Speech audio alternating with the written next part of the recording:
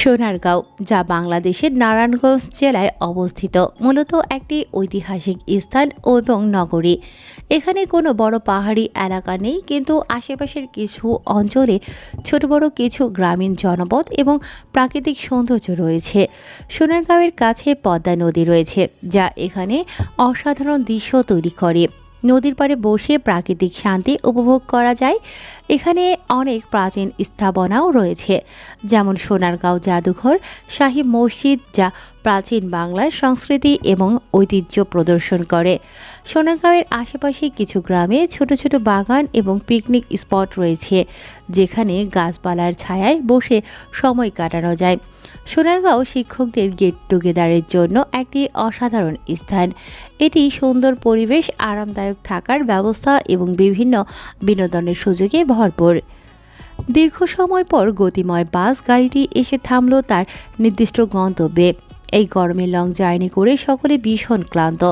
মোমের বাসে চড়ার অভ্যাস নেই। ভাগ্য ভালো, আজকে বমি টমি করেনি। আগুনের কাঁধে মাথা রেখে কিছুক্ষণ ঘুমিয়েছিল। আস্তে আস্তে সকলে গাড়ি থেকে নেমে পড়ল। আগুন এক হাতে ব্যাগ নিয়ে অন্য হাতে মোমকে আগলে সাবধানে বাস থেকে নামলো। মোমের আবার ঘুম পাচ্ছে। জোর জবরদস্তি নয়নজোড়া খুলে রাখার আপ্রাণ চেষ্টা করছে। ঢুলু ঢুলু চোখে চেয়ে আগুনের সাথে পা চালাচ্ছে। সোনারগাঁও 4 স্টার মানের হোটেল রয়েছে, যেখানে আধুনিক সুবিধা যেমন swimming pool, gym, conference room রয়েছে। এছাড়া শাহজালাল নামে হোটেল আছে। এটি আরও একটি মানসম্মত হোটেল, যেখানে আরামদায়ক কক্ষ এবং ভালো সেবা পাওয়া যায়। সবাই মিলে শাহজালাল হোটেলে উঠেছে। সোনারগাঁওয়ে স্থানীয় ট্যুর ক্যাম্পেনির মাধ্যমে প্যাকেজ ট্যুরের ব্যবস্থা করা হয়েছে, যেখানে থাকার, খাওয়ার এবং ভ্রমণের সবকিছু একসাথে করা যাবে। স্থানীয় রেস্টুরেন্টগুলোতে স্ন্যাক্স এবং অন্যান্য মজাদার খাবারও পাওয়া যায়। হোটেলে এসে সকলে নিজেদের জন্য বরাদ্দকৃত রুমে চলে গেল। দম্পতি যারা রয়েছে তাদের জন্য একটা করে রুম পার্মানেন্ট, আর যারা সিঙ্গেল আছে তারা 3 জন করে একটা রুমে থাকবে। সেই অনুযায়ী রুম বুকিং করা হয়েছে। জার্নি করে সকলেই ক্লান্ত ছিল, সেজন্য ফ্রেশ হয়ে খাওয়া দাওয়া করে সবাই রেস্ট নিচ্ছে। ঠিক করেছে সন্ধ্যার পর সকলে মিলে আড্ডা দেবে। মোমের এতক্ষণ ঘুম পেলেও এখন আর ঘুম আসছে না। তখন ক্লান্ত ছিল বলে হয়তো ঘুম পাচ্ছিল। গাড়িতে বেশ ভালোই ঘুমিয়েছিল। মোম বারান্দায় দাঁড়িয়ে আছে। এখান থেকে বাইরের কোলাহল পূর্ণ পরিবেশ সুন্দর করে দেখা যাচ্ছে। বারান্দায় বসার ব্যবস্থা আছে। মোম চেয়ার টেনে বসে পড়ল। গালে এক হাত ঠেকিয়ে তাকিয়ে থাকলো অনিমেষ। আগুনের চোখে ঘুম ধরা দিয়েছে। আনমনে পাশে হাত রাখতেই চমকে উঠল। এ কি, মোম কোথায়? এখানেই তো শুয়েছিল। আগুন দরজার দিকে তাকায়, দরজা তো বন্ধ। তাহলে মোম কোথায় গেল? আগুন উঠে বসলো, ঘাড় ঘুরিয়ে এদিক ওদিক নজর বোলালো। বারান্দায় কারো জর্জেট ওড়না হাওয়ার প্রকাপে উড়ছে। চিনতে অসুবিধে হলো না এটা মোমের ওড়না। আগুন চোয়াল শক্ত করে এগিয়ে যায়। ছোট্ট লোহার টেবিলে ধরাম করে হাত দিয়ে শব্দ তুলল। আকস্মিক শব্দের তোপে মোম কেঁপে ওঠে। তড়িৎ বেগে নজর ফেরায় সেথায়। আগুন রাগান্বিত চোখে চেয়ে আছে। রাগের আভাস কতটা তীব্র সেটা আগুনের ঘন ঘন নিঃশ্বাস আর বক্ষস্থল ওঠানামার দরুন বুঝতে পারল। মোম শুষ্ক ঢোক গিলে উঠে দাঁড়ায়। হা করে কিছু বলতে চাইল, কিন্তু আগুন তার আগেই মোমের বাহু ধরে টেনে রুমে নিয়ে আসলো। এক প্রকার ঝাড়া দিয়ে মোমের হাত ছেড়ে দিল। সজোরে ধাক্কা দিয়ে বিছানায় ফেলে মোমের ওপর উঠে গেল। মোম হক চুকিয়ে যায়। অবাক হয়ে চোখ দুটো বড় বড় করে চেয়ে রইল। মোমের হাত দুটি বিছানায় চেপে ধরে ক্রোধান্বিত ভঙ্গিতে দাঁতে দাঁত চেপে আগুন বলল, আমাকে টেনশন দিতে খুব মজা পাও, তাই না? ঘুমে আচ্ছন্ন হয়ে হেঁটে হোস্টেল পর্যন্ত আসতে পারছিলে না, আর এখন যখন ঘুমানোর জন্য বলছি তখন তুমি চুপি চুপি উঠে বারান্দায় চলে গেলে। মোম ভীতু নয়নে চেয়ে আতঙ্কিত গলায় বলল, ঘুম আসছিল না, সেজন্য উঠে পড়েছিলাম। তাছাড়া রুমেই তো ছিলাম, বাইরে তো যাইনি। আগুন চিৎকার করে উঠে ধমকে বলে, আবার মুখে মুখে তর্ক করছো? সাহস বেড়ে গিয়েছে? দিন দিন অবাধ্য হয়ে যাচ্ছ। কথা বললে গায়ে মাখো না। ডানা বেশি বড় হলে সেটা কাটতে আমার বেশি সময় লাগবে না। মোম হতভম্ব হয়ে গেল। কি থেকে কি বলছে এ লোক? না ঘুমিয়ে উঠে পড়ায় এই সামান্য ব্যাপারে এতটা রেগে গিয়েছে, এভাবে ধমকাচ্ছে। চেপে ধরা হাতে বেশ ব্যথা পাচ্ছে মোম। আগুন বেশ শক্ত করেই মোমের হাত ধরে রেখেছে। মোম হাত ছাড়ানোর চেষ্টা করল না, এতে কুমড়োটা আরও রেগে যেতে পারে। ভীষণ কান্না পাচ্ছে ওর।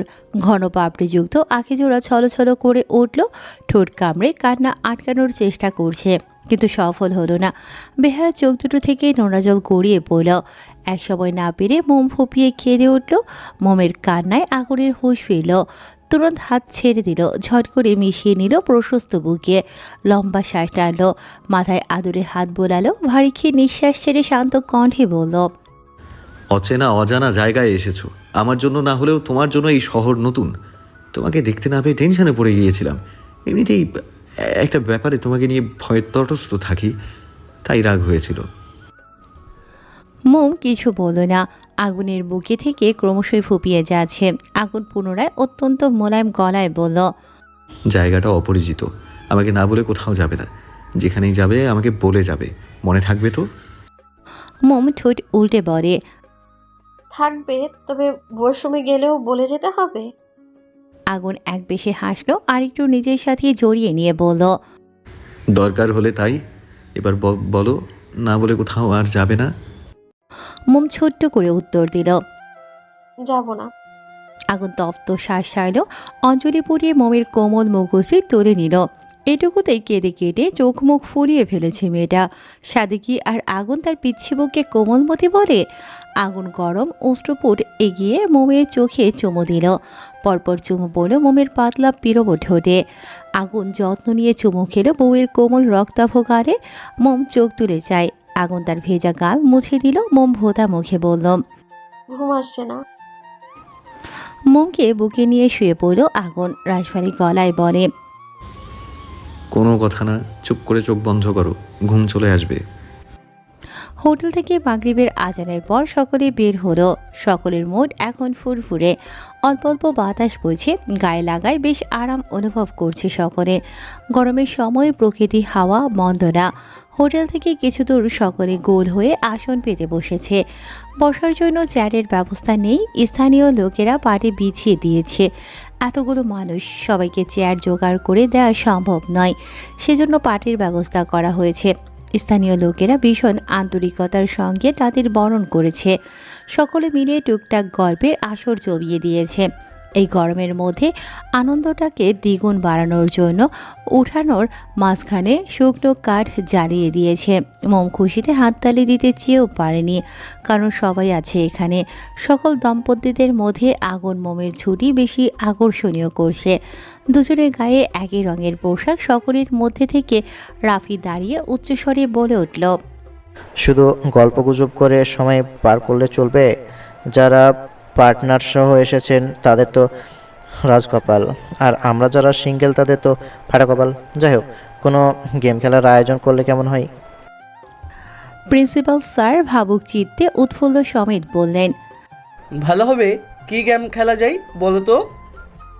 রাফি আগুনের দিকে চেয়ে হাস্যোজ্জ্বল মুখে বলল, প্রফেসর আগুন, আপনি কিছু বলুন। আগুন নড়চড়ে উঠল, ঠোঁটে ঠোঁট চেপে কিছুক্ষণ চুপ থেকে নরম কণ্ঠে জানালো, খেলুন, আপনাদের যেটা ভালো লাগে, আমি এসবের মধ্যে নেই। রাফি ভ্রুকুসকে জানতে চাইল, নেই মানে? তা বললে তো শুনবো না। আপনাকেও খেলায় অংশগ্রহণ করতে হবে। এখানে উপস্থিত প্রত্যেক সদস্যদের খেলতে হবে। এটা এক ধরনের মজা, কেউ হেলি করবেন না। আগুন ঠোঁট দুটি গোল করে ভারী খেয়ে নিঃশ্বাস ছাড়ল। কোনো প্রতিক্রিয়া দেখালো না। রাফি পুনরায় ভাষণ দেওয়ার ভঙ্গিতে বলল, এখানকার স্থানীয় সঙ্গীত বা নৃত্য অনুষ্ঠান আয়োজন করলে কেমন হয়? চিন্তা নেই, আপনারা যারা যেই গান নাচ পারেন সেভাবেই সকলের সামনে প্রেজেন্ট করবেন। তাছাড়া স্থানীয় লোকেরা আমাদের সাথে খেলায় অংশ নেবে। এতে তাদের গান নৃত্য উপভোগ করতে পারবো। সবার মধ্যে আনন্দদায়ক পরিবেশ তৈরি হবে। প্রিন্সিপাল মুস্কি হেসে সায় জানালেন। রাফি গলা পরিষ্কার করে খেলার নিয়ম বলতে লাগলো, কাগজের মধ্যে কিছু লিখে তা ভাঁজ করে অনেকগুলো চিরকুট একত্রে রাখা হবে। সবাইকে তার পছন্দ মতো একটা করে চিরকুট নিতে হবে। সেটাতে যা লেখা থাকবে সেটা করতে হবে। এক্ষেত্রে দম্পতির জন্য একটা লাভ আছে, সেটা হলো একজন চিরকুট নিলে সে যদি সেটা করতে না পারে তাহলে তার পার্টনার তার হয়ে ওই কাজটা করে দিতে পারবে। সো এভরিওয়ান, আপনারা সবাই বুঝতে পারছেন খেলার নিয়ম। সকলে একসঙ্গে উচ্চ আওয়াজে বলে উঠল ইয়েস। রাফি এক একটা চিরকুটে কিছু লিখে ভাঁজ করে সবগুলো চিরকুট একত্রিত করল। স্থানীয় লোকেদের থেকে ছোট্ট একটা ঝুলি নিয়ে সেটাতে চিরকুটগুলো রাখলো। প্রথমে প্রিন্সিপাল স্যারকে একটা চিরকুট ওঠাতে বলল। প্রিন্সিপাল মুচকি হেসে একটা চিরকুট তুললেন, সেটাতে লেখা নাচতে হবে। প্রিন্সিপাল হো হো করে হেসে উঠলেন, হাসতে হাসতে বললেন, এই বয়সে আমি নাচবো?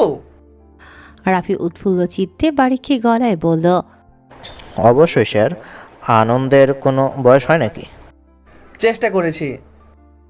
রাফি ছোট্ট একটা মিউজিক বক্সে পুরনো দিনের গান ছেড়ে দিল।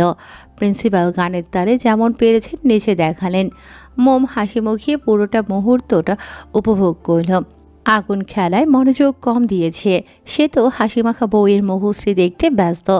যে ছেলে বউ ছোট বলে বিয়ে করবে না বলে চিৎকার করে বাবার সাথে মনোমালিন্য পর্যন্ত করেছে, সে ছেলে এখন পিচ্ছি বউয়ের প্রতি তীব্রভাবে আসক্ত হয়ে পড়েছে। মোম থেকে বেশিক্ষণ দূরে থাকতে পারে না। দূরে গেলেই বুকটা কেমন শূন্য শূন্য লাগে। একে একে সবাইকে চিরকুট দেওয়া হলো। যার চিরকুটে যেটা লেখা ছিল সবাই সেটা আনন্দস্বরূপ করে দেখিয়েছে। স্থানীয় লোকেরা তারাও খেলায় অংশগ্রহণ করে নাচ গান করে সবাইকে আনন্দ দিয়েছে। কিন্তু যখন আগুনের পালা আসলো তখন সে বেঁকে বসলো, কারণ তার চিরকুটে নাচতে বলা হয়েছে। আগুন তো নাচতে পারে না, আর আগুনের পার্টনার মোমকে তো আগুন নাচতে কিছুতেই দেবে না। রাফি বিরক্তিকর মুখভঙ্গিতে বলে ওঠে, আগুন স্যার, আপনি কিন্তু খেলার নিয়ম ভঙ্গ করছেন। প্রিন্সিপাল স্যারও তো নাচতে পারছিলেন না, তবুও তিনি যেমন পেরেছেন নেচে দেখিয়েছেন। আপনি একটু নেচে দেখালে কি হবে? আগুন মুখ কুচকায়, রাগ হচ্ছে ভীষণ। বেশিরভাগ সিনিয়র তাই চেঁচিয়ে কিছু বলতেও পারছে না। কিছুটা ঝাঁজ সমেত তিরিক্ষি মেজাজ নিয়ে বলল, দেখুন, আমি নাচতে পারি না, শুধু শুধু জোর করে তো লাভ নেই। রাফি বাঁকা হাসলো, উচ্ছ্বাসিত কণ্ঠে শুধালো, আচ্ছা, নাচতে না পারলে আপনাকে এখন যেটা করতে বলবো সেটা করে দেখান। আগুন ভ্রু কুচকে ফেললো, চড়া গলায় জানতে চাইল। সেটা কি? রাফি গলা খাকারে দিয়ে জানায়, আমাদের সকলের সামনে রোমান্টিক একটা গান গেয়ে ভাবিকে প্রপোজ করতে হবে। আগুন অকপটে জবাব দিল। এটাও পারবো না। খেপে গেল রাফি, নাকের পাটাতন ফুলিয়ে খোঁচা মেরে বলল, জানতাম পারবেন না, স্টুডেন্টদের টিচিং দেওয়া ছাড়া আর কিছুই পারেন না, জানা আছে আমার। আহারে, পিচ্চি ভাবিটা কত আশা করেছিল বরে থেকে ঘুরতে এসে রোমান্টিক কিছু মুহূর্ত উপহার পাবে, সেটা আর হলো না। তার বর তো আনরোম্যান্টিক। আগুন বিড়বিড় করে বলল, আমি রোমান্টিক কিনা সেটা আপনার ভাবি রুমে গেলেই টের পায়। কি বিড়বিড় করছেন, আমাদের শুনিয়ে বলুন। আগুন তপ্ত শ্বাস ছাইল, মোমের দিকে নজর রেখে ভরাট স্বরে বলে, দ্বিতীয় অপশন চয়েস করলাম। রাফি ঠোঁট এড়িয়ে হাসল, খুশিতে গদগদ হয়ে বলল, এই না হলে আগুন স্যার শুরু করুন। মোমের হাত ধরে আগুন উঠোনের মাঝখানে আসলো। মোম আর চোখে আশেপাশের মানুষের দিকে তাকাচ্ছে। সকলের নজর এই দম্পতির দিকে। মোমের লজ্জা লাগছে। আগুনের গান শোনার জন্য সবাই উৎসুক দৃষ্টিতে তাকিয়ে আছে। মোম নিজেও ভীষণ এক্সাইটেড। নিস্তব্ধতা কাটিয়ে আগুন গলা ছেড়ে গেয়ে উঠল, ভালোবাসবো বাসবো রে বন্ধু, তোমায় যতনে, আমার মনের ঘরে চাঁদের আলো ছুঁইয়া ছুঁইয়া পরে, পুষে রাখবো রাখবো রে বন্ধু, তোমায় যতনে, ভালোবাসবো বাসবো রে বন্ধু, তোমায় যতনে। গান গাইতে গাইতে মোমের কোমর পেঁচিয়ে দূরত্ব ঘুচিয়ে নিল। মোম হাঁ করে সন্তুষ্টির চোখে আগুনের দিকে চেয়ে আছে। আগুনের গানের গলা তেমন ভালো না হলেও অতটা খারাপও না। মমির মনে সুখ পাখিরা নেচে উঠছে। কুমড়োটা গান গেয়েছে, তার জন্য বিশ্বাস করতে পারছে না। আগুন গোলাপি অধৈর্যরা নেড়ে নেড়ে মমির চোখে চোখ রেখে নিরেট স্বরে বলে ওঠে, এই কোমলমতি, বক্ষ পিঞ্জরে জায়গা তো করেই নিয়েছো। বাকিটা জীবন তোমার পাশে, তোমার সাথে থাকার অনুমতি ভাবো কি? আমার রাগ, আমার শাসন, আমার জেদ সব কিছু মেনে নিয়ে থাকবে কি আমার সাথে?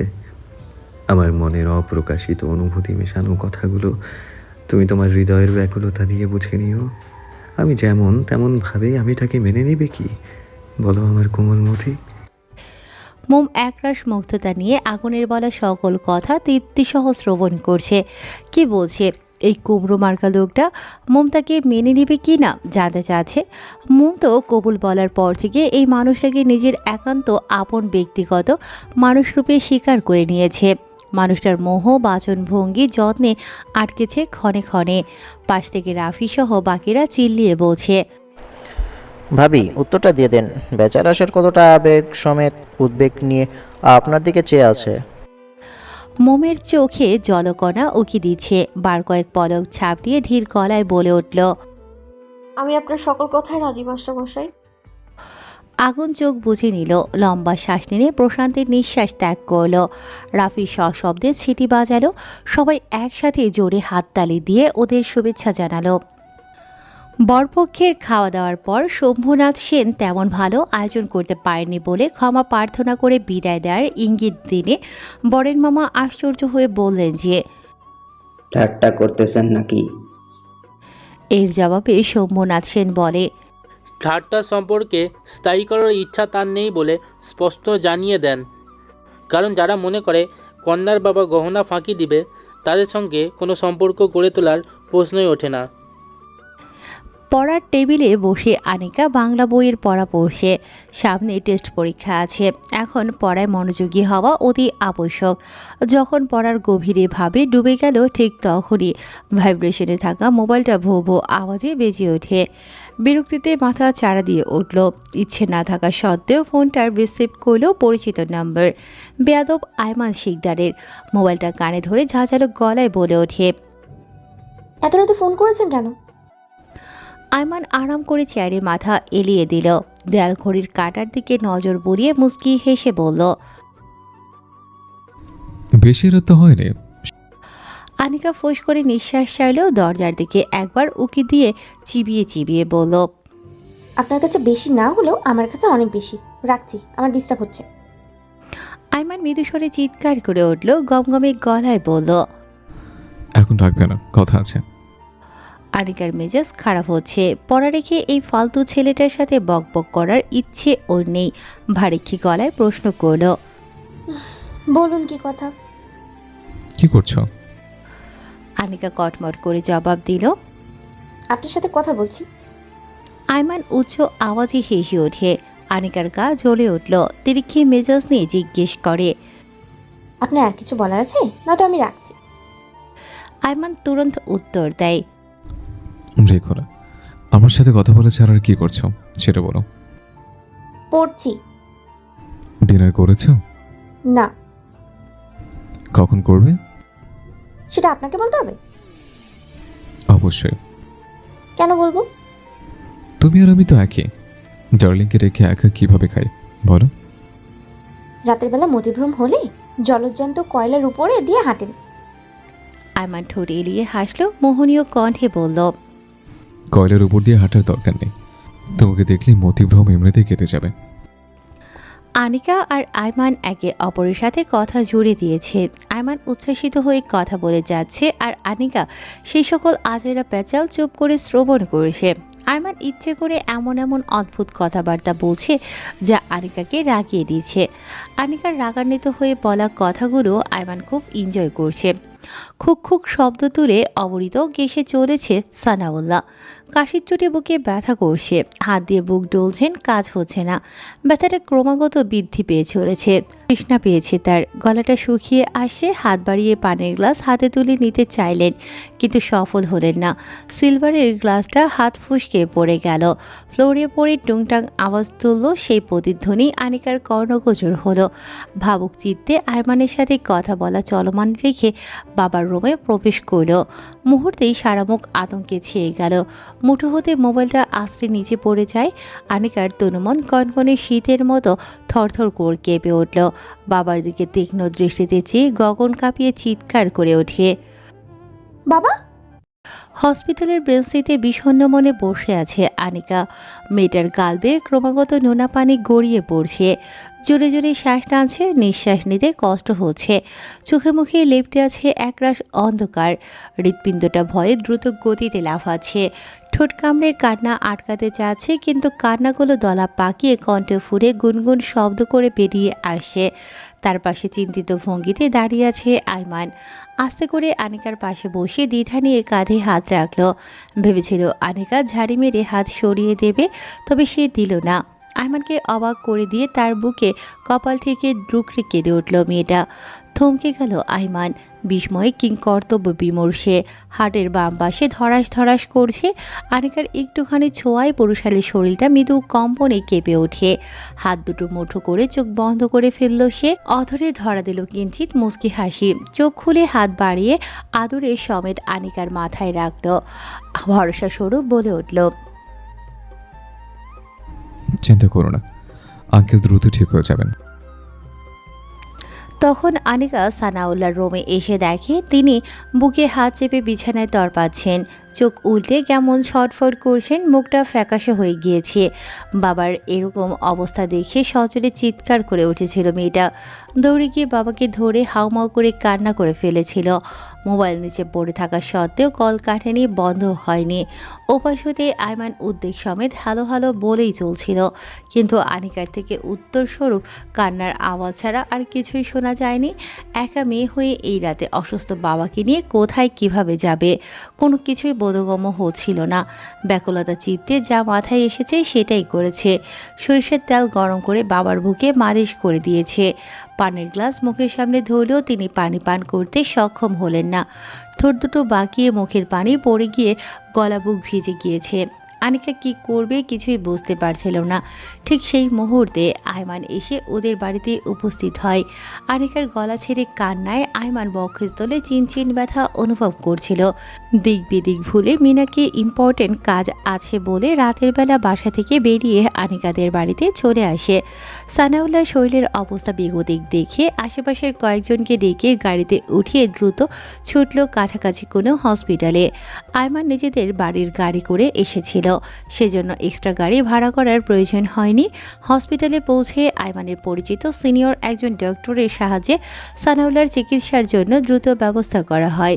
ক্রন্দনরত অবস্থায় ভাঙা গলায় আনিকা, আমার বাবা ছাড়া আমার কেউ নেই, বাবার কিছু হয়ে গেলে আমি বড্ড একা হয়ে যাব। আয়মান সান্ত্বনা দিতে পারল না। ডক্টর এখনও বের হননি। কি হয়েছে সানাউল্লার বা কী হতে চলেছে বোঝা মুশকিল। তবু আনিকাকে সামলাতে বলল, ভরসা রাখো, আঙ্কেলের কিছু হবে না, আমি তো আছি তোমার পাশে। আনিকা ভেজা চোখে তাকায় নিষ্প্রভ, শান্ত চাহনি তার। শ্যামলাটির মুখশ্রী কেমন প্রাণহীন দেখাচ্ছে। কান্নার প্রকোপে ফোপানোর দরুন ঠোঁট দুটো মৃদু কেঁপে কেঁপে উঠছে। কম্পমান ঠোঁটের দিকে চোখ পড়তেই আয়মানের ঘোর লেগে যাচ্ছে। চটজলদি নজর ফিরিয়ে নিল সে। শুষ্ক ঢোক গিলল। আরও কিছু সময় অতিবাহিত হওয়ার পর ডক্টর মাস্ক খুলে বেরিয়ে আসলেন। আনিকা উঠে ডক্টরের কাছে এসে আতঙ্কিত মুখে ভীতু গলায় জিজ্ঞেস করল, আমার বাবার ঠিক ঠিক আছে তো? ডক্টর নিশ্চুপ রইলেন। আনিকার ভয় বৃদ্ধি পেল। কাতর গলায় পুনরায় জানতে চাইল, কথা বলছেন না কেন আমার বাবা? আয়মান এসে আনিকার পাশে দাঁড়ায়। এই ডক্টর বোবা হয়ে আছে কেন? তিনি মেজাজ নিয়ে প্রশ্ন করল, কি সমস্যা ডক্টর, চুপ করে আছেন কেন? উত্তর দিন। আপনার চুপ থাকে আমাদের চিন্তার পরিমাণ বাড়ছে। আপনি ডক্টর ধীর গলায় জবাব দিলেন, পেশেন্টের হার্টের সমস্যা, ক্ষুধার কাছে শুকরিয়া, মারাত্মক ক্ষতি হয়নি। তিনি মেবি অতিরিক্ত টেনশন করেন, যার জন্য বুকের ব্যথা অধিক হারে বেড়ে গিয়েছিল। পেশেন্টকে টেনশন ফ্রি রাখবেন, সবসময় হাসি খুশি রাখার আপ্রাণ চেষ্টা করবেন। মেডিসিন লিখে দিচ্ছি, সময় মতো খাওয়াবেন, ইনশাআল্লাহ ঠিক হয়ে যাবেন। আনিকা চোখ বুজে স্বস্তির নিঃশ্বাস ছাড়লেও বুক থেকে যেন কোনো ভারী বস্তু নেমে গিয়েছে। ছটফটিয়ে বলে ওঠে, আমার বাবার সাথে দেখা করতে চাই, আর আপনার নির্দিষ্ট টাকা আমি পরে দিয়ে দিব। কোনো পেমেন্ট করতে হবে না, আইমান আপনাদের পেমেন্ট করে দিয়েছি। আপনি চাইলে আপনার বাবাকে আজকেই বাড়িতে নিয়ে যেতে পারেন। ডক্টর মুস্কি হেসে বললেন। ধন্যবাদ ডক্টর। আনিকা উৎফুল্লতা সমেত বলে। ডক্টর চলে গেলেন। আনিকা তাকায় আয়মানের দিকে। আয়মান হাত দিয়ে মাথা চুলকায়, এদিক ওদিক নজর ঘোরায়। ডক্টরকে নিষেধ করেছিল এসব কথা আনিকাকে জানাতে। ডক্টর আয়মানের কথা অগ্রাহ্য করে বলে দিলেন, আচ্ছা আনিকা আবার ভাববে না তো আয়মান ওদের উপর দয়া দেখাচ্ছে? উল্টোপাল্টা চিন্তা করে ভুল বুঝবে না তো? আয়মান এইসব ভাবনায় মশগুল যখন তখন আনিকা তার ভাবনার ছেদ ঘুরিয়ে মৃদুস্বরে বলে উঠল, কৃতজ্ঞতা কিভাবে প্রকাশ করব বুঝতে পারছি না। আয়মান পূর্ণ দৃষ্টিতে তাকায় আনিকার পানে। ঠোঁটে তার না বলা কত শত কথা, ব্রিরার পাহাড় সমান আকাঙ্ক্ষা। চাহনিতে এক টুকরো আশা কণ্ঠ খাদিয়ে শীতল গলায় বলল, কৃতজ্ঞতা চাই তো। কৃতজ্ঞতা তোলা রইল, সময় সুযোগ বুঝে চেয়ে নেব। আয়মান ম্লান হাসল, কণ্ঠ নিচুতে নিয়ে নরম গলায় জানালো, অপেক্ষায় থাকলাম। চলো আঙ্কেলের সাথে দেখা করে আসে। বেশ রাত করে আড্ডা দেওয়ার পর সবাই হোটেলে ফিরে আসে। ডিনার করে সকলে নিজেদের বরাদ্দকৃত রুমে চলে যায়। হোটেলের রুমের পরিবেশটা স্নিগ্ধ আর মায়াময় আবহাওয়ায় ভরপুর। মোম জানালার পাশে দাঁড়িয়ে বাইরের দিকে তাকিয়ে আছে, যেন সে কিছু একটা অনুভব করছে, কিন্তু সেটা কি ঠিক বুঝে উঠতে পারছে না। আগুন ধীরে ধীরে তার পেছনে এসে দাঁড়ায়। মোমকে দেখে এক মায়াবী নিস্তব্ধতায় আচ্ছন্ন হয়ে পড়ল। আস্তে আস্তে আগুন তার কোমর আলতোভাবে আঁকড়ে ধরে। মোম প্রথমে একটু সরে যায়, লজ্জার বিন্দু আভয় মুখ নিচু করে ফেলে, কিন্তু তারপর সে ধীরে ধীরে শান্ত হয়। আগুনের সেই উষ্ণ স্পর্শে সর্বাঙ্গে ঝংকার দিয়ে উঠল। আগুন মোমের হাত ধরে একটু ঘুরিয়ে তার মুখোমুখি করে। চোখে চোখ পড়তে দুজনের হৃদয় একত্রে স্পন্দিত হয়ে ওঠে। মোমের চোখে চোখ রেখে আগুন নীরের স্বরে বলে ওঠে, এই মুহূর্তটা আমি তো কি নিদারুণ আবদার। মোম বলার মতো কথা খুঁজে পেল না। আগুন মোমের কপালে কপাল ঠেকিয়ে নেশালো গলায় ডাকে, কোমলমতি। মোম ঘন ঘন শ্বাস টেনে মৃদু আওয়াজে উত্তর দিল, ছুঁয়ে দিলে রাগ করবে কি? মোম নীরব। আগুনের বক্ষ বিভাজনে উত্থাল পাথাল ঢেউ হানা দিয়েছে। এই ঢেউয়ের তোপ শিথিল করতে তার মোমকে প্রয়োজন। আগুন পুনরায় একই ভঙ্গিতে ডাকল, মোম। মোম নিশ্চুপ থেকে আচমকা আগুনের বুকে তার লজ্জারাঙা মুখটা লুকিয়ে ফেলল। নীরবতা দিয়ে আগুনের ডাকে সাড়া দিল। আগুন তার ঠোঁটের কোণে এক মিষ্টি হাসি এনে ঘোলাগা গলায় বলে, আমার বেসামাল উৎপীড়নের সাগরে তোমাকে স্বাগতম, আমার কোমলমতি। মোম চোখ খিচে বন্ধ করে নিল। সময়ের পলকে নিজেকে আবিষ্কার করল নরম বিছানায়।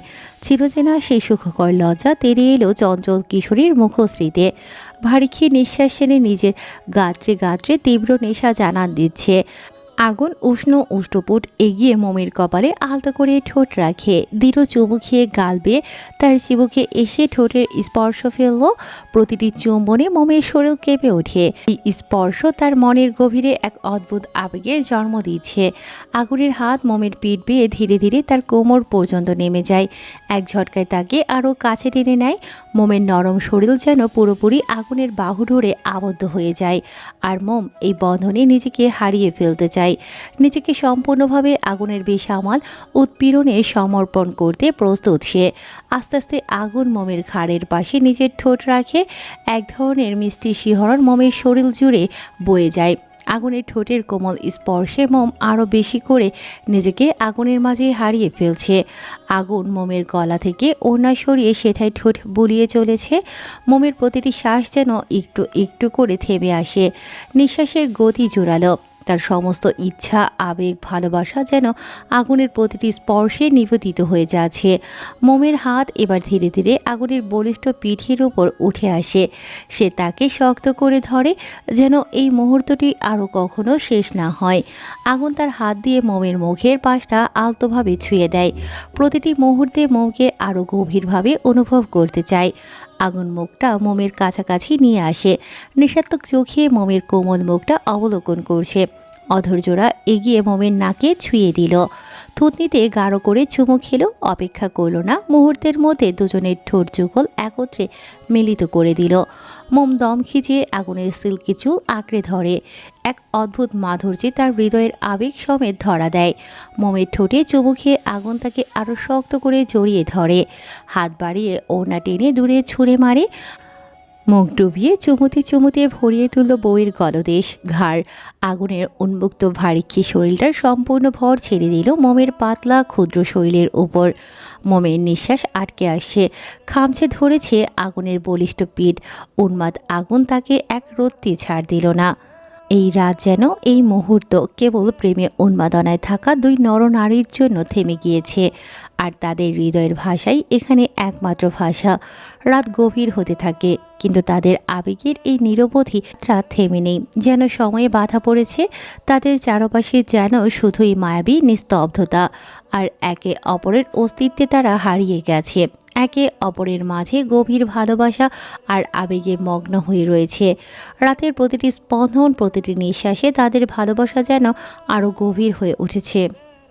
সকালবেলার কোমল ঝলমলের রোদ যেন জ্যোৎস্নার মতো, এক ফালি সোনালি রোদ্দুর মনের গহীনে লুকায়িত সত্তায় সূক্ষ্মকর অনুভূতি জাগায়, যা সকলকে উজ্জীবিত করে। ভ্রমণের দ্বিতীয় দিনটা মোমের নিকট অন্যরকম লাগছে। হোটেলের বারান্দায় দাঁড়িয়ে আছে সে, প্রাণবন্ত সতেজতায় ঘেরা সকালটা খুব করে অনুভব করছে। লম্বা শ্বাস টেনে ভারিক্ষী নিঃশ্বাস ছাড়ল। ভোরের অল্প স্বল্প রোদের ঝলকানি গায়ে লাগায় বেশ আরাম লাগছে। কাঁধে স্পর্শ পেয়ে মোম পিছন ফিরে তাকায়। আগুন দাঁড়িয়ে আছে, ভ্রুযুগল কুঁচকানো, চোখে মুখে একরাশ বিরক্তিকর ছাপ স্পষ্ট। হঠাৎ করে কী হলো মানুষটার, যে মুখটা এমন করে রেখেছে? মোম বুঝতে সক্ষম হলো না। হাতে থাকা ফোনটা মোমের নিকট এগিয়ে দিল, শান্ত কণ্ঠে জানালো, মা ফোন করেছে, কথা বলো। মোম নিল। আগুন গটগট কদমে রুমে চলে গেল। ফোন কানে ধরতেই ওপাশ থেকে মিনা উচ্ছ্বাসিত কণ্ঠে শোধালেন, ভালো আছো মোম? মোম অধৈর্যরা প্রসারিত করে হেসে জবাব দিল, জি মা, আপনারা সবাই কেমন আছেন? আমরা সবাই ভালো আছি। কেমন ঘোরাঘুরি হচ্ছে? কোনো অসুবিধা হচ্ছে না তো? না মা, কোনো অসুবিধা হচ্ছে না। সকালে খেয়েছো? জি। আগুন খেয়েছে? উনি কফি ছাড়া আর কিছু খাননি। সময় মতো আগুনকে খেতে না চাইলেও জোর করে খাওয়াবে। ছেলেটা সকালে বেশিরভাগ নাস্তা করতে চায় না, নিয়ম করে না খেলে শরীর খারাপ করবে। জি, আমি খেয়াল রাখবো। কি করছো? তেমন কিছু না। ভালো থেকো। সোনারগাঁও থেকে ফিরে আসার পর একবার এসে আমাদের সাথে দেখা করে যেও, ভালো লাগবে। জি। রাখছি এখন, হ্যাঁ? তোমার শ্বশুরকে নাস্তা দিতে হবে। মোম সম্মতি প্রকাশ করল। ওদের কথা বলার মাঝে আগুন হাতে তোয়ালে নিয়ে মোমের পাশে এসে দাঁড়িয়েছে। মোম ফোন কান থেকে সরিয়ে চোখ তুলে চায়। আগুনের হাতে তোয়ালে দেখে অবুঝ গলায় শোধালো, এটা দিয়ে কি করবেন? আগুন শক্ত চাহনি নিক্ষেপ করল, ধমকে বলল, গোসল করে ভালোভাবে চুলের পানি মোছনি কেন? চুলের পানি দিয়ে পিঠের জামা ভিজে কি অবস্থা হয়েছে, এদিকে কোনো খেয়াল আছে? যদি ঠান্ডা লেগে যায়, দিন দিন বড় হচ্ছ আর বুদ্ধি শুদ্ধি বৃদ্ধি পাওয়ার পরিবর্তে হ্রাস পাচ্ছে। মোম দেখল সত্যি চুল হতে ফোটা ফোটা পানির কণা নিচে পড়ছে। ইতিমধ্যে বারান্দার ফ্লোর কিছুটা ভিজে গিয়েছে। মোমের মুখটা চুপসে গেল। আগুন যত্ন নিয়ে নিজ দায়িত্বে ব্যস্ত হাতে মোমের ভেজা চুল মুছে দিচ্ছে। মোম মুচকি হাসল। আগুনের থেকে পাওয়া এই ছোট্ট ছোট্ট যত্নটুকু মোমের কাছে স্বর্গীয় সুখ মনে হয়। আনন্দের দোলা দিয়ে উঠে তার হৃদয়ে। আগুনের দিকে আর চোখে চেয়ে মিনমিন করে বলে, ভালো করেই মুছেছিলাম, তবুও যে পানি থেকে যাবে আমি না বুঝতে পারিনি। আগুন কোনো প্রত্যুত্তর করল না। চুল মুছে সুন্দর করে চুলগুলো তোয়ালের সাহায্যে পেঁচিয়ে দিল। মোম পুনরায় মিহি কণ্ঠে বলে, পরবর্তীতে আর এমনটা হবে না। এখন থেকে সতর্কতার সহিত খেয়াল রাখবো আমি। আগুন এই বিষয়ে আর কথা বাড়ালো না, রাশভারী গলায় বলে উঠল, রেডি হতে শুরু করো, সকলে মিলে কিছুক্ষণের মধ্যেই ঘুরতে বের হব। রাগ করেছেন? আগুন ভ্রুকুচকে তাকায়, চোখ দুটো ছোট করে ফেলল, চওড়া গলায় জানতে চাইল। রাগ করবো কেন? মনে হলো। আগুন রুমে গিয়ে গায়ে গেঞ্জি জড়ালো, ব্যাগ থেকে ছোট্ট আয়নাটা বের করে চুল ঠিক করলো, আর চোখে মোমের দিকে দৃষ্টি তাক করে গমগমে গলায় বলে উঠল, আমার তোমার মতো গাল ফুলানোর অভ্যেস নেই, আর না কথায় কথায় রাগ হওয়ার অভ্যেস। কথা না বাড়িয়ে ফার্স্ট টু ফার্স্ট রেডি হও। আঙ্কেল, দরজায় দাঁড়িয়ে হাসি মুখে কথাটা বলে উঠল আইমান। বিছানায় কাত হয়ে শুয়ে আছে সানাউল্লাহ। দরজায় নজর রাখতেই অতর্কণে হাসি ফুটে ওঠে, মুস্কি হেসে বললেন, আয়মান, এসো এসো, ভেতরে এসো, অনুমতি নেওয়ার প্রয়োজন নেই।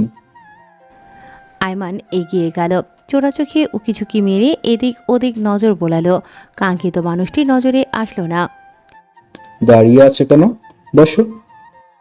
সম্মুখে চেয়ারটা দেখিয়ে দিলেন, আইমান বসলো। সানাউল্লাহর স্বাস্থ্য সম্পর্কে ভালো মন্দ জিজ্ঞেস করল। দুজনের মধ্যে অল্প সময়ে ভাব হয়ে গিয়েছে। আনিকার কথা জানতে আইমানের ঠোঁট জোড়া নিষ্পিস করছে।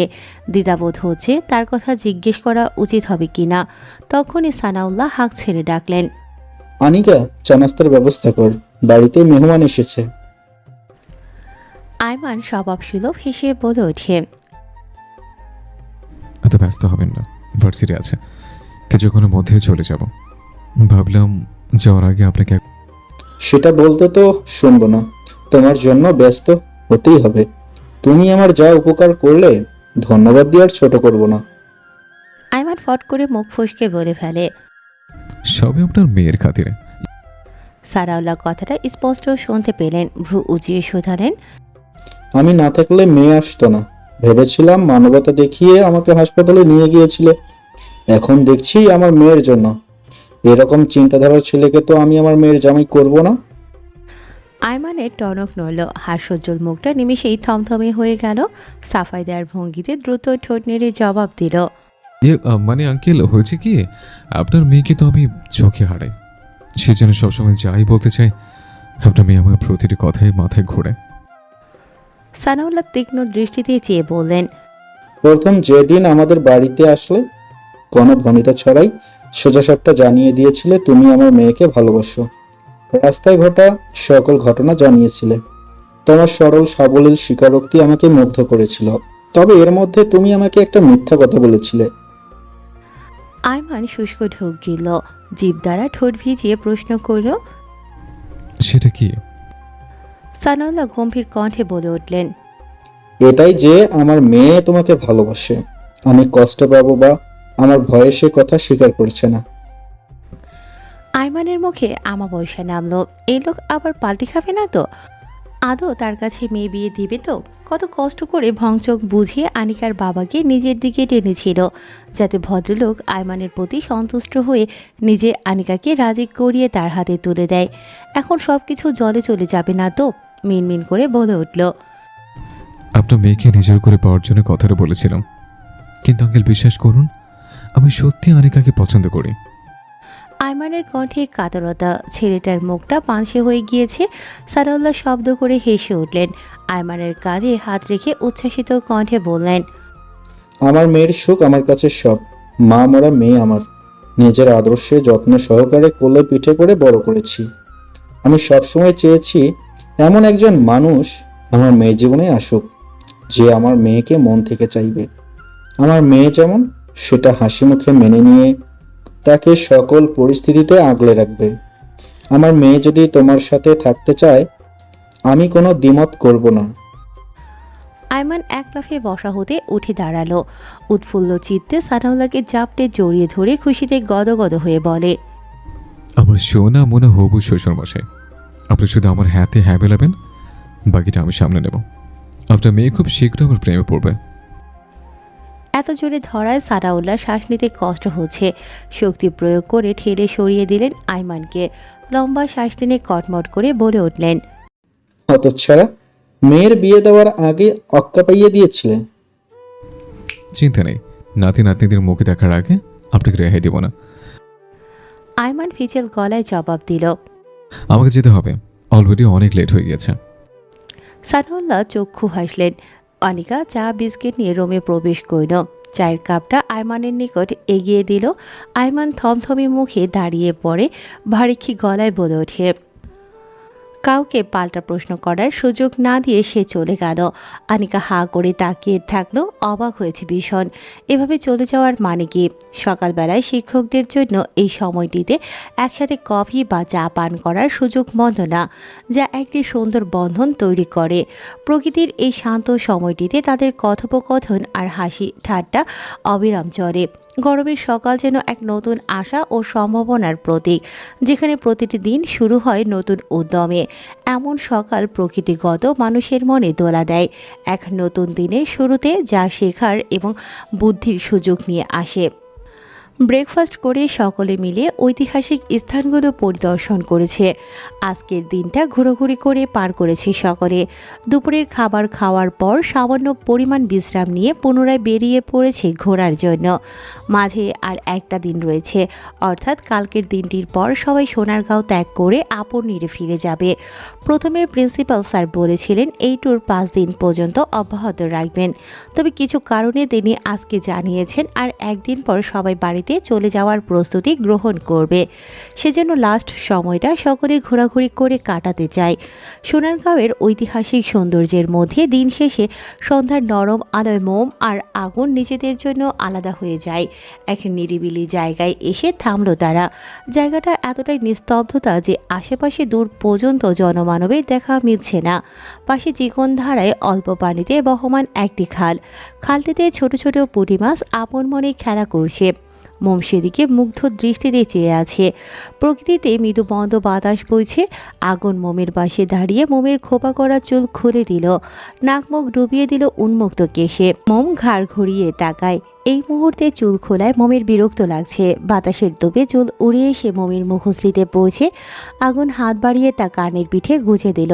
মোমকে পেছন থেকে জড়িয়ে ধরে কাঁধে থুতনি ঠেকিয়ে চুপ করে দাঁড়িয়ে রইল।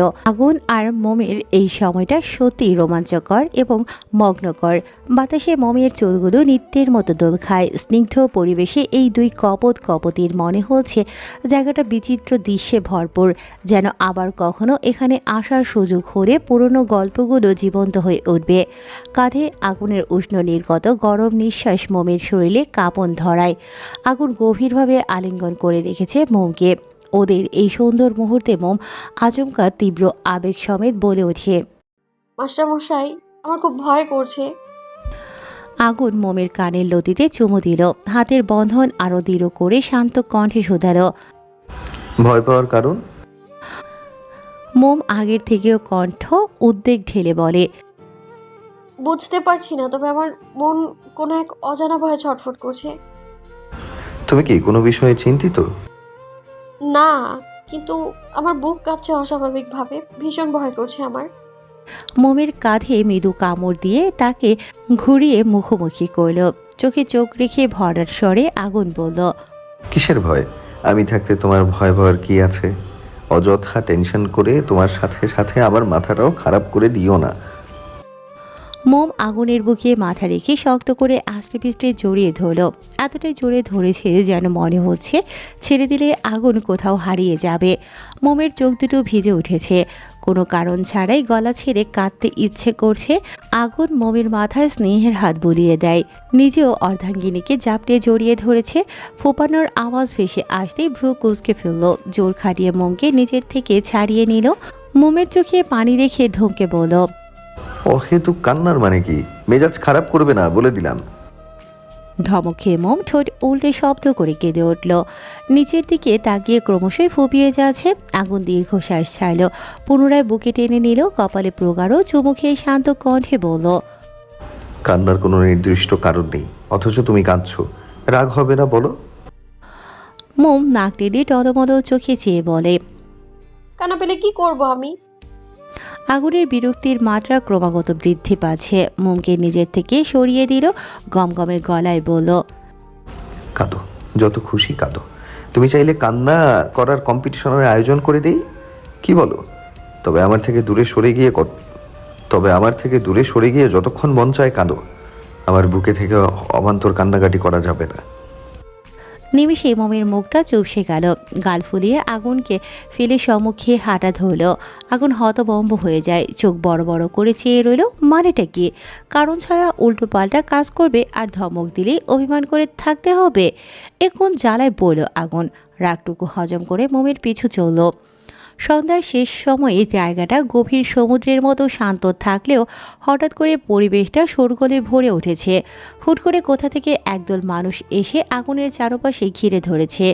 মানুষগুলোর মুখ রং তুলি দিয়ে বিভিন্ন পশু পাখির চিত্র আঁকা। চেনা অসম্ভব এই মুখোশের আড়ালে তাদের আসল চেহারা কি। মানুষগুলোর আচরণ কাজকর্ম দেখে এমন মনে হচ্ছে যেন তারা জোকার সেজেছে সাধারণ জনগণকে আনন্দ দেওয়ার জন্য।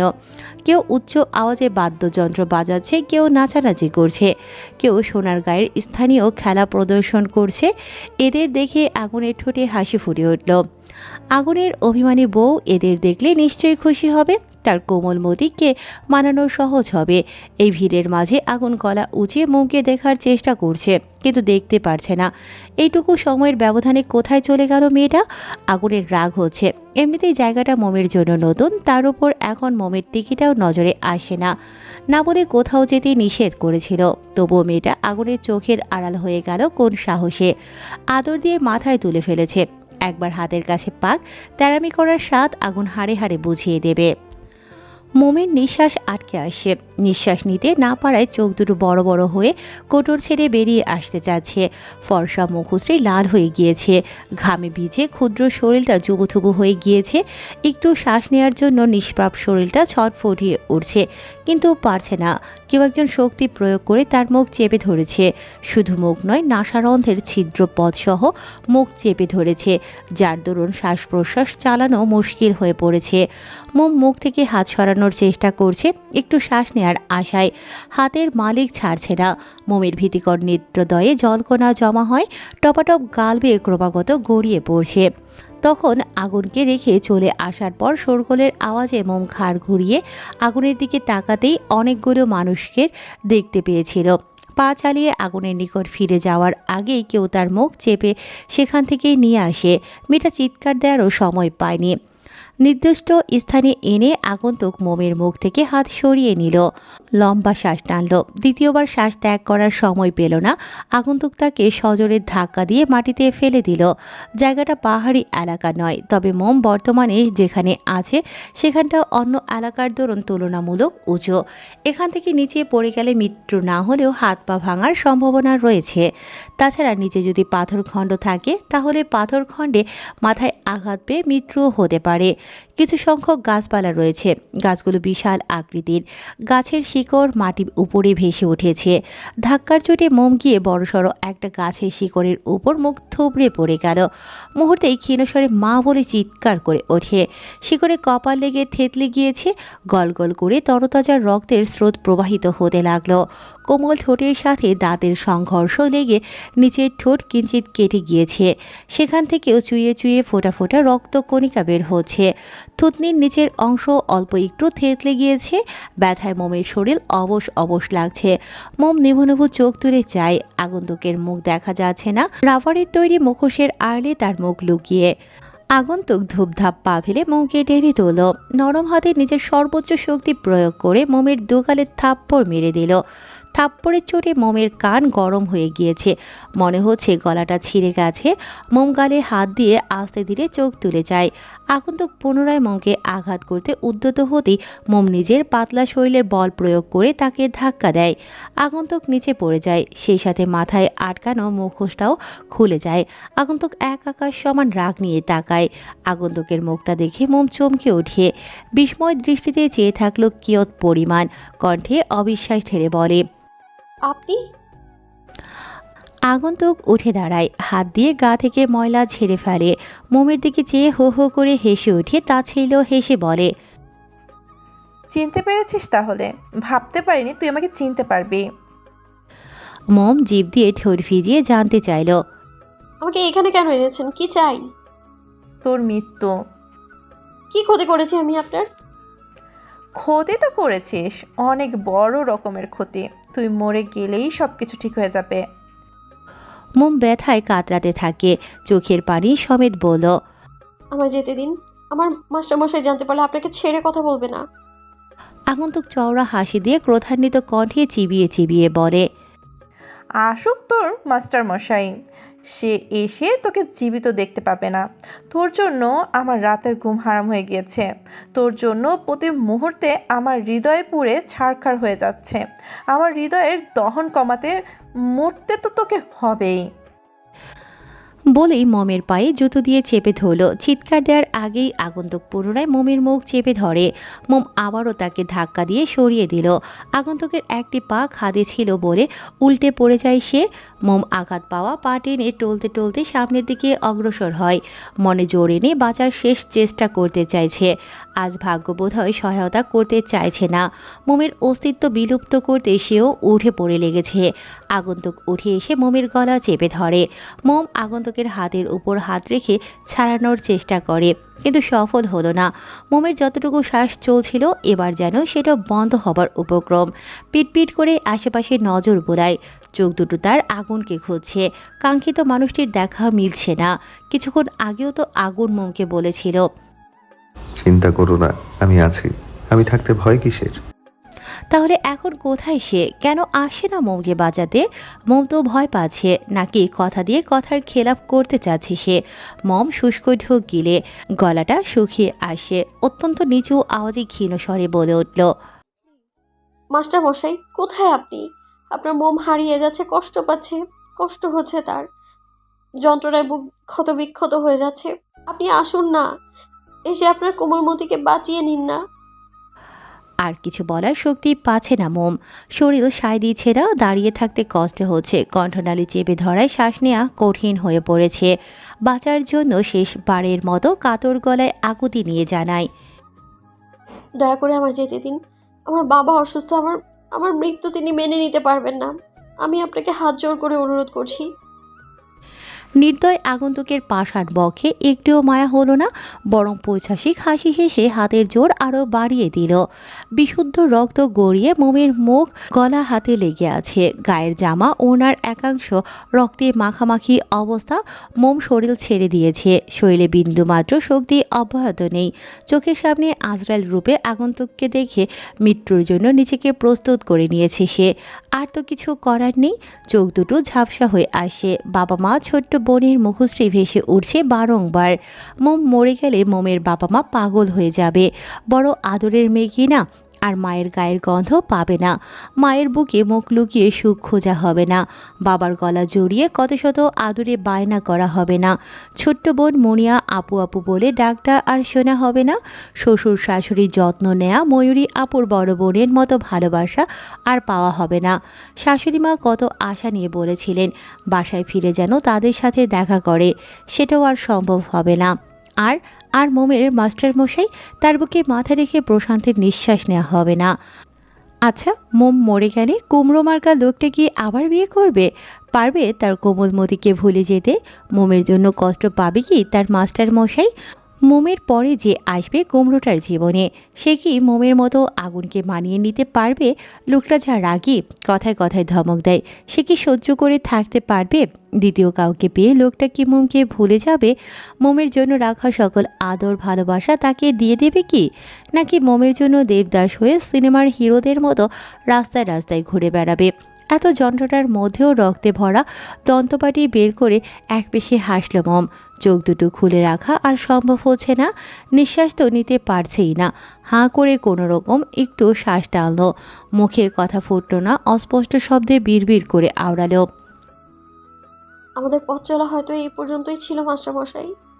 আপনার সাথে আরো অনেক বছর বাঁচার ইচ্ছে ছিল, কিন্তু ভাগ্য আমাদের সহায়তা করতে নারাজ। আপনার কোমলমতি ডাকটা খুব মিস করব। এই নামে আর কাউকে ডাকবেন না, কিন্তু বলে দিলাম, শুধু এই নামে আমাকেই ডাকবেন আপনি। আপনার বুক জমিনে নিশ্চিন্তে মাথা রেখে আর ঘুমানো হবে না আমার। আপনার পারফিউম এখন থেকে পুরো 1 মাস যাবে, সপ্তাহখানেকের মধ্যে শেষ হবে না। আর কেউ বক বক করবে না, আপনার কান ঝালাপালা করে দিবে না। আর আমার আর পরীক্ষা দেওয়া হবে না। আপনি কত কষ্ট করে পরীক্ষার জন্য প্রস্তুতি নেওয়াছিলেন, পরীক্ষা না দিয়েই বিদায় নিতে হচ্ছে আমায়। যখন আমাদের পরীক্ষা শুরু হবে, আমার বয়সী মেয়েদের দেখে একদম মন খারাপ করবেন না, সব সময় হাসবেন। আপনার হাসিটা আমার ভীষণ পছন্দ। আমি দূর থেকে আপনাকে দেখব। ভালোবাসি মাস্টারমশাই, অনেক বেশি ভালোবাসি আমি আপনাকে। আমি বাতাসের তাণ্ডবে বস্ত মোমের ওপর আগুনের জ্বলন্ত শিখা যেমন ধপ করে নিভে যায়, ঠিক তেমনি মনুষ্য মোমের অস্পষ্টভাবে চঞ্চল কিশোরীর বলা কথাটাও ধপ করে নিভে গেল। ভাগ্যের চাকা এত নিষ্ঠুরতম কেন? আগুনের কোমল মতির নিষ্পাপ প্রাণটা এই সোনার গাঁয়ের মাটিতেই ত্যাগ করতে হলো। এই দুই ভালোবাসার দম্পতিকে আরও কিছু সময় একসঙ্গে রাখলে কি খুব ক্ষতি হয়ে যেত? তখনই কোথা থেকে চিরন্তন সত্য বাক্য ভেসে আসে, এটাই তো প্রকৃতির নিয়ম। জন্ম থাকলে মৃত্যু অনিবার্য। মৃত্যু মনে করিয়ে দেয় জীবনের অস্থিরতা এবং সময়ের নির্বিচ্ছিন্ন প্রবাহের কথা। অথচ সুখের সাগরে ভেসে থাকা মানুষ মৃত্যুর মতো সত্য এবং ছোট্ট সুখ বলে বেমালুম ভুলে যায়। পৃথিবী ছাড়া এরপরে যে নিঃশব্দ অন্ধকার একটি দুনিয়া আছে, সেই সমগ্র প্রক্রিয়া আমাদের মানব অস্তিত্বের একটি গভীর প্রতিচ্ছবি, সেটাও স্মরণে রাখে না। সন্ধ্যার শোরগোল কাটিয়ে ধরণীর বুকে রাত্রি নেমেছে। গোধূলির কিঞ্চিত রক্তাভ আলো সরে গিয়ে চারপাশে অন্ধকারে ছেয়ে গিয়েছে। ছোট বড় পক্ষীকুল ডানা ঝাপটিয়ে নিজ আবাসস্থলে ফিরে যাচ্ছে। কোলাহলপূর্ণ পরিবেশ নিমেষে নিস্তব্ধতায় ভরে গিয়েছে। এই শুনশান নীরবতা পরিবেশে মোমের গোঙানির আওয়াজ ভেসে আসে। মাটিতে কারো পায়ের দাপাদাপির শব্দ, সেই সাথে মাটিতে পড়ে থাকা শুকনো পাতার খসখসে আওয়াজ শব্দ অনুসরণ করে রাফি এদিকটায় ছুটে এলো। সন্ধ্যার সময় শেষে রাত্রি নামছে, অথচ আগুন মোমের দেখা নেই।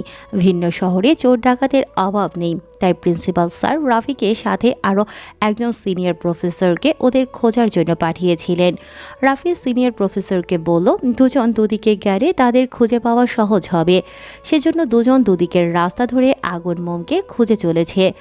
রাফিরা যেখানে ছিল তার থেকে 30 মিনিটের দূরত্বে শুনশান নিরিবিলি প্রাকৃতিক লতাপাতায় ঘেরা একটা জায়গা আছে। খুঁজতে খুঁজতে রাফি এদিকেই এসেছে, আর তখনই অদ্ভুত আওয়াজ শুনতে পায়। রাফি সামনে যতটা এগোচ্ছে শব্দের প্রখরতা ততটাই বৃদ্ধি পাচ্ছে। জায়গাটাতে তেমন আলো ঝলকানির দেখা নেই, তবে আবছা অন্ধকারাচ্ছন্ন জায়গাটাতে চারিপাশের ক্ষুদ্র আলোক রোশনি হানা দিয়েছে। রাফি দাঁড়িয়ে থাকা অবস্থায় হাতাহাতি দুটি ছায়ামূর্তি দেখতে পেল। পা চালিয়ে দ্রুত ছুটল সেদিকে। যদিও সবকিছু আবছা আবছা দেখাচ্ছে, তবুও মৃদু আলোতে মোমের মুখ আর ড্রেস চিনতে একটুও ভুল হলো না। এদিকে এসেই রাফির চোখ ছানা ভরা হয়ে গেল। কেউ একজন মোমের গলা চেপে আছে, আর মোম গলা হতে হাত ছাড়ানোর জন্য রীতিমতো তড়পাচ্ছে। থেমে থেমে সমান তালে গুঙিয়ে যাচ্ছে। কণ্ঠনালীর মোলায়েম হাড়গুলো যেন মরমর করে ভেঙে গিয়েছে। রাফি সময় ব্যয় না করে কাছে গিয়ে আগন্তুককে পুরুষালী শক্তি খাটিয়ে মোম থেকে ছাড়িয়ে নিল। মোমের শরীর টলছে, গলা ধরে খুক খুক শব্দ তুলে কাশছে আর জোরে জোরে শ্বাস টানছে। এক্ষুনি মাটিতে পড়ে যাবে ভাব। রাফি হাত বাড়িয়ে আবার গুটিয়ে নেয়। অন্যের স্ত্রীকে এভাবে ছোঁয়া কি ঠিক হবে? মোম শরীর ছেড়ে পড়ে যেতে নেয়। সকল দ্বিধাবোধ দূরে ঠেলে মোমের কাঁধ জড়িয়ে এক হাতে আগলে নিল।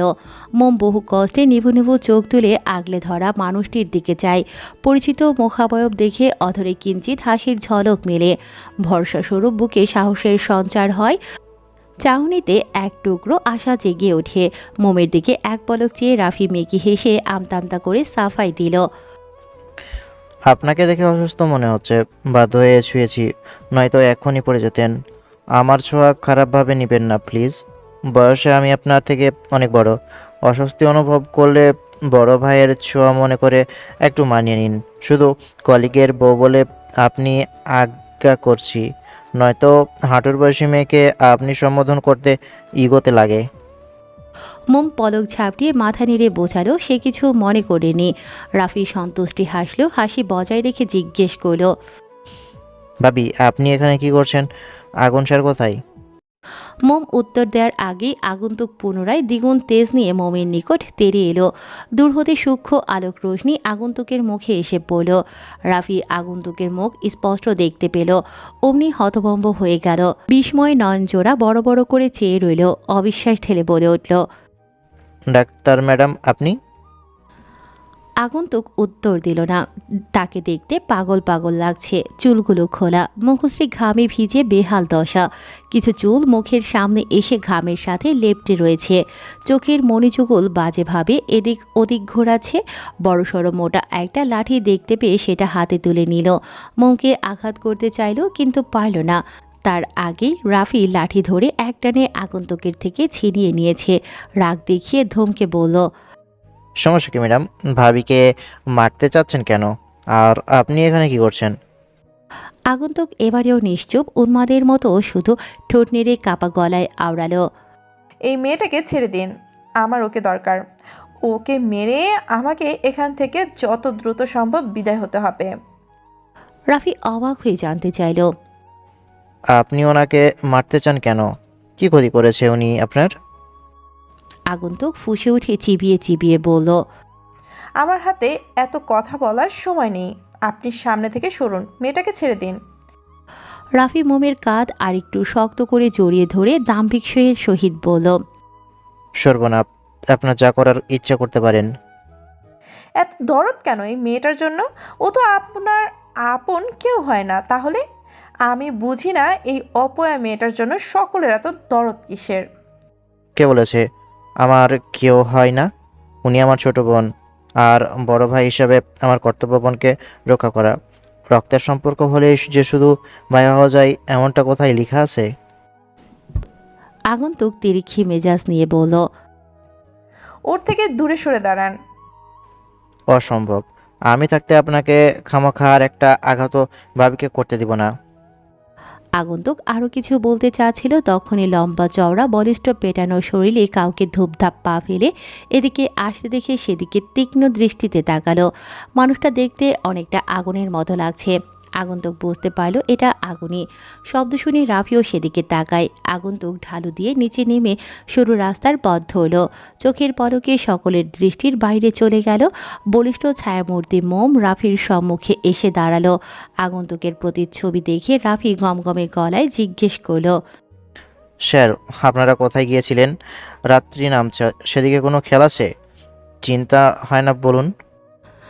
আগুন থেকে আশান্বিত উত্তর না পেয়ে রাফি হতাশ হলো। ভারী নিঃশ্বাস ছেড়ে বলল, চলুন হোটেলে ফিরে যাওয়া যাক। রাফির কথা আগুন কতটুকু শ্রবণ করেছে বোঝা যাচ্ছে না। সে নির্লিপ্ত ভঙ্গিতে তাকিয়ে আছে আবছা ঘোলাটে আলোতে মোমের মুখের দিকে। মোমের মুখশ্রী স্পষ্টভাবে দেখা যাচ্ছে না। 1 ঘন্টা ধরে পাগলের মতো খুঁজে চলেছে এই মেয়েটাকে, আর সেই মেয়ে এখানে রাফির সঙ্গে দাঁড়িয়ে আছে। কত বড় স্পর্ধা! মোমের কাঁধে রাফির হাত দেখে মেজাজ আরও বিগড়ে গেল। রাফির বুককে ধাক্কা দিয়ে মোম থেকে দূরে সরিয়ে দিল। কাঁধ হতে হাত সরে যাওয়ার দরুন মোমের শরীর আবার টলছে।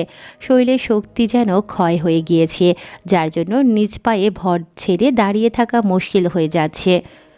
আগুনকে দেখে মোমের অর্ধমৃত প্রায় শরীরটা যেন প্রাণ ফিরে পেল। মুচকি হেসে ক্ষীণস্বরে ঠোঁট নেড়ে কিছু বলতে উদ্যত হলো, কিন্তু সেটা আগুন হতে দিল না। মোমের হাত শক্ত করে চেপে ধরে হাঁটা শুরু করলো। হেঁটে আলোর দিশারে পৌঁছতেই রাফি খেয়াল করলো মোমের গায়ে রক্ত। আগুন সামনে, তার পেছনে মোম, আর ওদের দুজনের পেছনে রাফি। রাফি মৃদু আওয়াজে চেঁচিয়ে বলল, স্যার, ভাবির গায়ে রক্ত লেগে আছে, দেখুন তো কোথায় ব্যথা পেল।